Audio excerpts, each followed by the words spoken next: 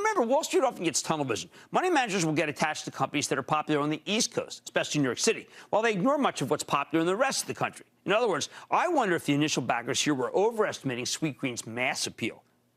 One other concern. You don't often see a restaurant coming public when it's losing money like Sweetgreen is.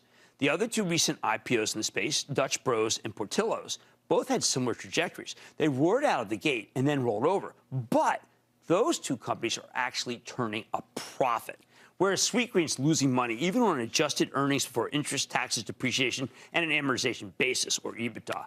And that makes this one much harder to own in a market that's suddenly a lot more skeptical about ultra-long-term growth stories and doesn't like concept stocks. Which brings me to valuation. How do you even value something like this in the absence of earnings? Well, this is a crude approach, but with its current market capitalization, Sweetgreen's currently trading as though each of its locations is worth more than $25 million. By contrast, let's take the best, Chipotle.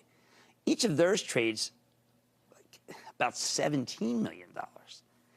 Much more expensive than Chipotle per store.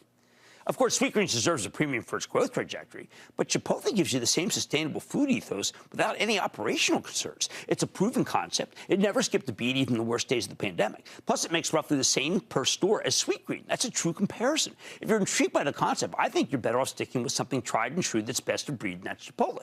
Bottom line, I know Sweetgreen's already come down 40% from its post-IPO's high less than a month ago, and I like that.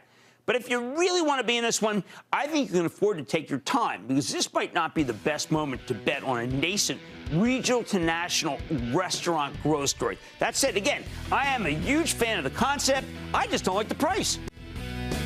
Don't miss a second of Mad Money. Follow @Jim Cramer on Twitter. Have a question? Tweet Cramer. #MadTweets. Send Jim an email to madmoney@cnbc.com or give us a call at 1-800-743-CNBC. Miss something? Head to madmoney.cnbc.com.